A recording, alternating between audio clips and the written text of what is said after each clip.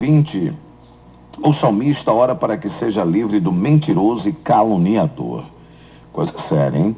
E faz parte do Cântico dos Degraus, e diz assim o texto da palavra: na minha angústia clamei ao Senhor, e ele me ouviu. O Senhor livra a minha alma dos lábios mentirosos e da língua enganadora.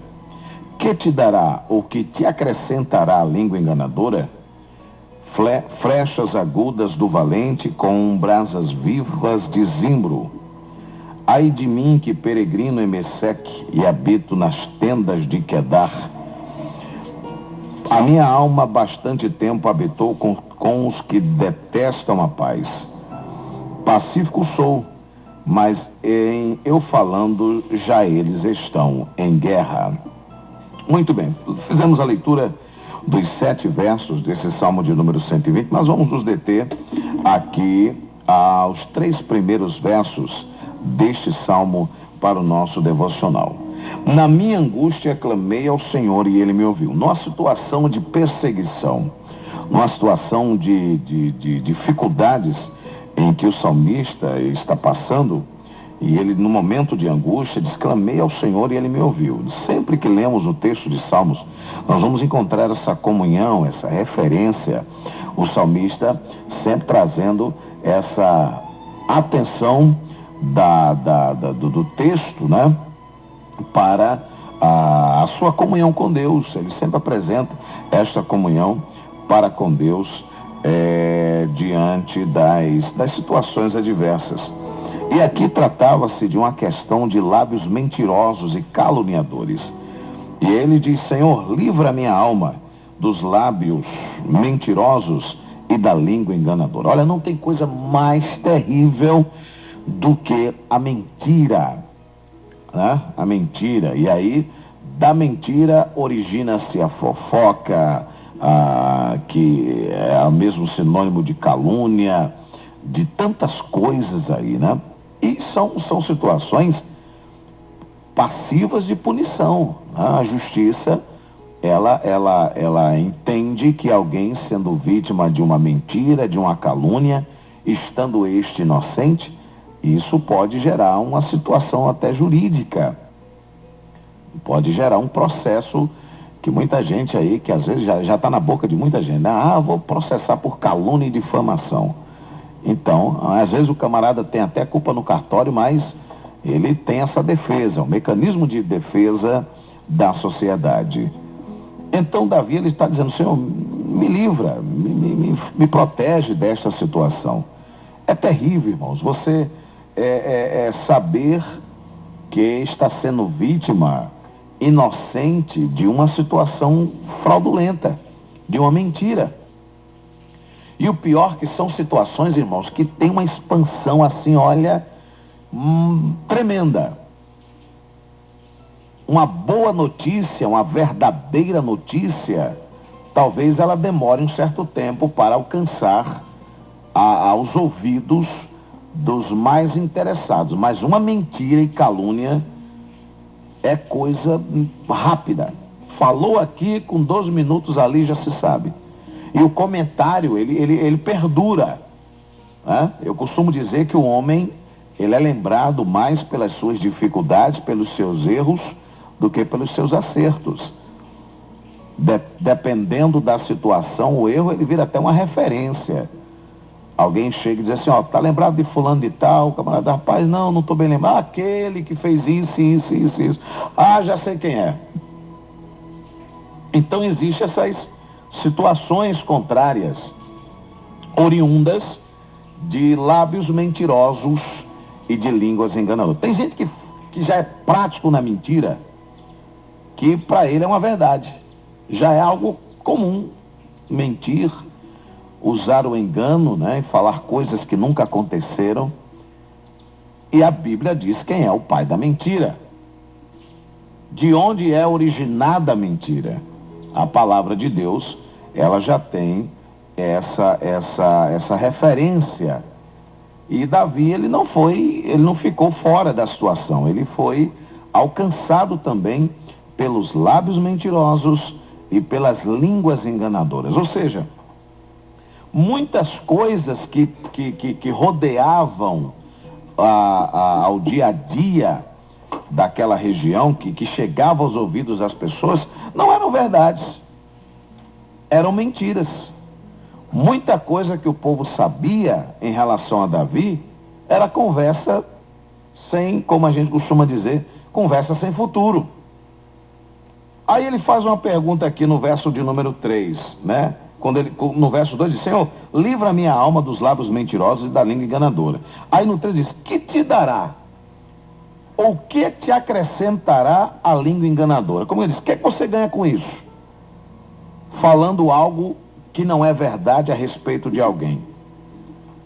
E o pior é que muita gente entra nessa barca furada, porque me disseram. Quem falou? Me disseram. Quer dizer, nunca aparece a fonte da informação mentirosa. Me falaram, me disseram, ouvi falar.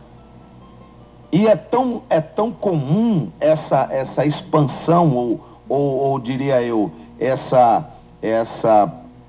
perpetualização de uma coisa que não é verdade, que logo se espalha. Ei, tá sabendo? Essa história do tá sabendo, irmão, é um negócio terrível. Ei, tá sabendo? O quê? Aí o curioso, né? O quê? Olha, fulano de tal fez isso. Quando não é verdade. Infelizmente, irmãos, eu diria que nós somos vendidos por preços que não merecemos. Eu já encontrei muita gente, encontro muita gente que muitas vezes vem conversar conosco, aí fica assim, aí diz: eu tinha você por uma outra pessoa, eu pensava que você era assim, era chato. Ué, mas você não me conhece, você não... Não, porque uma pessoa me falou. Você está entendendo? Muitas vezes você é vítima, a pessoa não... E outra, você acaba constituindo opositores que nem ao menos falaram com você. Por quê? Porque alguém chegou e contou uma história que não é verdade. Ou contou uma história, inventou uma história a seu respeito. Uma das vítimas dessas conversas infundáveis é pastor de igreja. Pastor de igreja. Às vezes o coitado do obreiro, rapaz, não conhece. Quando conhece assim, porque convive, vive no mesmo, na capital, por exemplo. Mas às vezes você é destinado para uma congregação que você não tem nenhuma, conhece assim por alto, porque sabe que é uma congregação e tal, mas aí fulano de tal é destacado para a congregação. Quando você chega lá, já tem uma história sua. O povo nem convive com você. Nunca conviveram, nunca trabalharam, mas quando você chega, já tem uma história sua lá. E aquela história que chegou primeiro do que você é que vai dar a referência de quem você é. Porque se você se encaixar naquela história, aí alguém vai dizer assim: tá vendo aí, ó? Bem que falaram, fulano não prestava. E quando você supera isso e é justamente o contrário, alguém diz: mas rapaz, como é que pode? Falaram isso assim do pastor e não tem nada a ver e tal, não é isso? E isso é uma prática comum, irmãos. O que eu acho interessante é que na Santa Ceia, muitas vezes na Santa Ceia, o camarada pede perdão porque brigou, pede perdão porque bebeu, muitas vezes reconcilia-se com a igreja e pede perdão pelo adultério, né? Pediu perdão por alguma ação de ignorância e tal. Alguns pedem perdão por isso, porque faltou a ceia e tal. Mas até hoje, nascido e criado no Evangelho, pela misericórdia de Deus, eu nunca vi na minha vida alguém subir ao púlpito e dizer: pastor, irmãos, eu quero pedir perdão porque eu levantei uma calúnia, porque eu menti a respeito de fulano de tal. Eu mesmo nunca vi. Se você viu, parabéns. Mas eu nunca vi ninguém pedir perdão porque falou uma mentira a respeito de alguém. Ou inventou uma mentira. Nunca vi. E isso passa, ó, na maior tranquilidade, tudo bem, tudo bom, e vamos embora. E é uma coisa que a Bíblia condena. Não deve fazer parte da vida cristã. E o próprio Davi, ele está dizendo aqui, olha, é como flechas agudas do valente, com brasa viva de zimbro. É algo que mata, que queima, que fere, que provoca feridas imensas. Eu conheço, já ouvi falar de famílias que abandonaram a fé em Cristo, que se desviaram do Evangelho, famílias, por conta de uma mentira. Pessoas que abandonaram o Evangelho por conta de mentira, inventaram lá uma história e simplesmente aquilo foi, e ninguém acreditou na palavra e virou uma verdade. E a pessoa não suportou a pressão e, obviamente, preferiu voltar ao mundo. E até hoje, volto a repetir, eu nunca vi ninguém pedir perdão porque falou uma mentira. E mentira não tem tamanho, não é aquela história de, é uma mentirinha, eu já vi gente, irmão, a coisa é tão absurda, que eu já vi gente em púlpito de igreja dizer, é uma mentirinha santa. Daqui a pouco vai aparecer um diabinho santo, um inferninho santo, né? Deve aparecer, porque se tem uma mentirinha santa, quem é o pai da mentira, não é o diabo? Então vai ter um diabinho santo. Porque a coisa é tão intrínseca à vida humana, é algo tão comum, que as pessoas não atentam para algo que é fruto do inferno.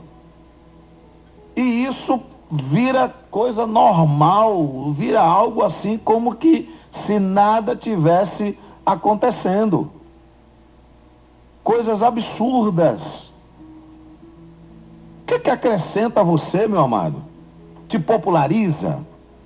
Você fica mais famoso, né? Vai enricar falando mal, falando mentiras a respeito de alguém? Vai te acrescentar em quê? Me informa aí, me diga. Eu queria saber, fulano de tal ficou rico porque mentiu. Beltrano está milionário porque vive inventando calúnia.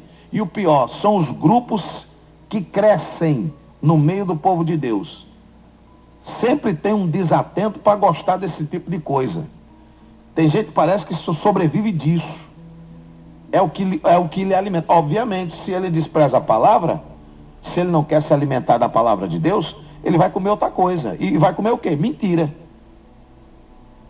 Vai encher o seu ventre de coisas enganosas. Eu costumo dizer que é como quem come aqueles pacotes de pipoca, umas pipoconas amarelas que tem, não tem? Umas bichonas assim, amarelona, um pacotão do tamanho do mundo. Você compra um pacote daquele, é bem baratinho, R$1 e pouco. Você compra um pacote daquele, dá para o menino comer. O pobre do menino fica lá, ele passa o meio-dia, uma manhã inteira comendo um saco daquele, e bota para cá, e bota para lá, e come um pacote daquele. Quando ele termina de comer, toma um copo d'água, fica por ali, não dá 2 minutos, ele diz, estou com fome. Por que não alimenta? Não tem nada que venha nutrir o seu corpo, fazendo com que a pessoa sacie a sua fome. É como quem come algodão doce. Não vê aquele algodão doce bem bonitão? O camarada passa às vezes na rua vendendo, ou num evento, aquele algodão doce do tamanho do mundo. Aí você pega aquele bicho num saco, num pacote, né? Vê aquela coisa bonita, o pacote inflado, né? Quando você abre o pacote, ele faz assim, ó, pronto, vira uma bola bem pequenininha, acabou-se. Alimenta? Não alimenta.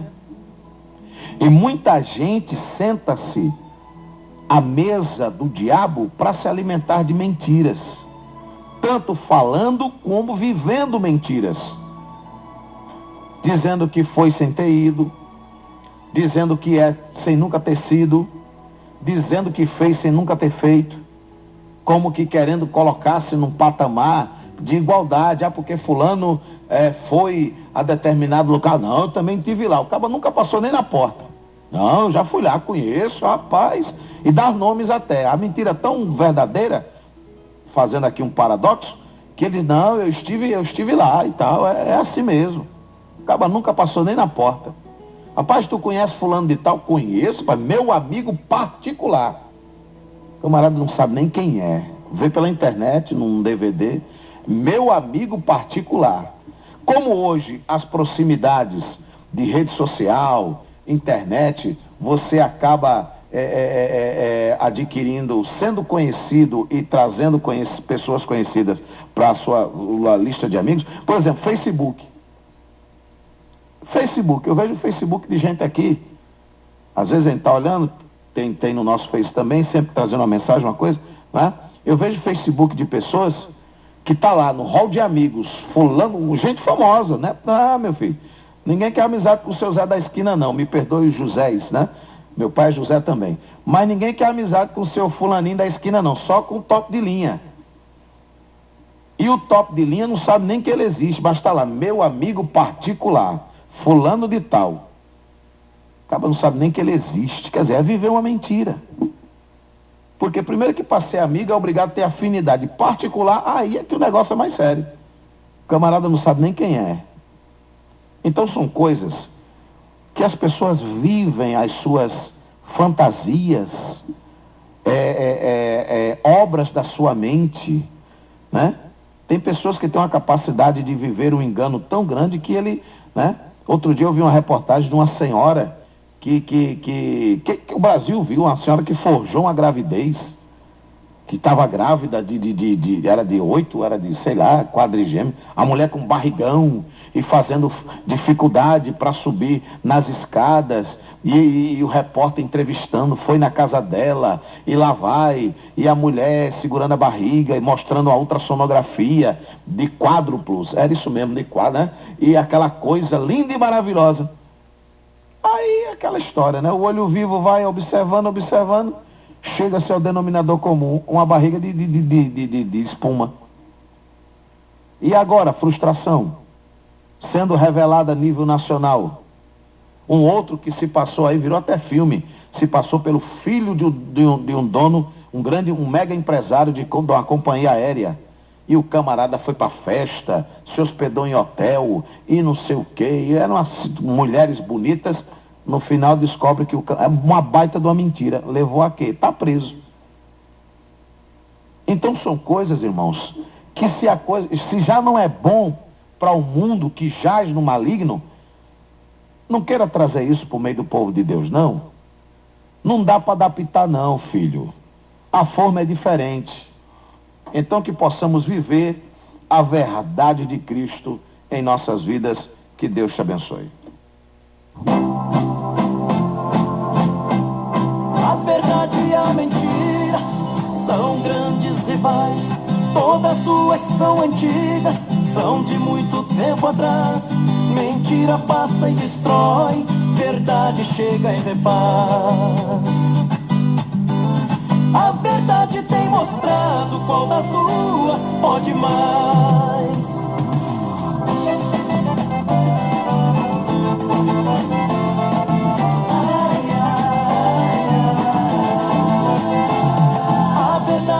Da paz e mora com a razão.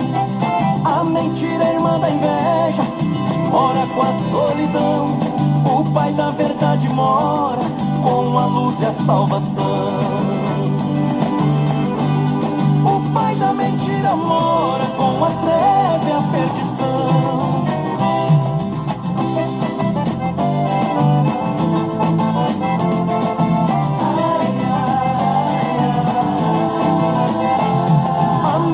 Enganou Eva e fez Eva nela crer. Eva mentiu pra Adão e fez ele obedecer.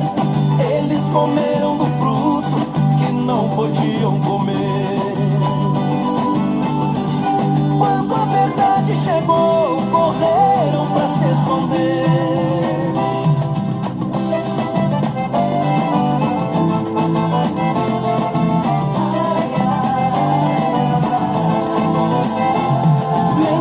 Traiu José, por seus irmãos perseguido, foi jogado em um poço.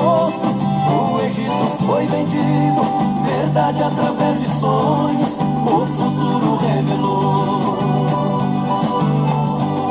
Verdade subiu no trono e José o Egito governou. Mentira ficou contente e deu muita gargalhada, vendo a verdade na cruz, depois sendo